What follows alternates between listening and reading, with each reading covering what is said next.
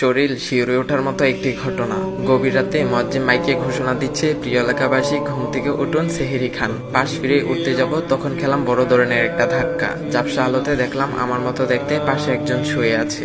এইটা আবার কি? ভয়ে ভয়ে তাকে নাড়া দিলাম, দেখলাম অচেতন, কোনো কথা বলছে না। শরীরটা খুব ঠান্ডা। কিছুক্ষণ পরে মনে হলো ভদ্রলোক মারা গেছে। চিন্তা করলাম এই লাশটা এখানে এলো কিভাবে। আবার দেখতে পুরোপুরি আমার মতো। আমি অনেকক্ষণ চিৎকার করে সবাইকে ডাকার চেষ্টা করলাম, কিন্তু একই কেউ তো আসছে না। একটু পর দেখলাম বোন রুমের লাইটটা জ্বালালো এবং ওই লাশটার কাছে এসে বলল, ভাইয়া সেহেরি খাবি না? ফজর আজান তো দিয়ে দিবে। আমি তো পুরাই অবাক, এসব হচ্ছেটা কি? বোনের কাছে গিয়ে বললাম, ওই তোর কি মাথা খারাপ হয়ে গেছে?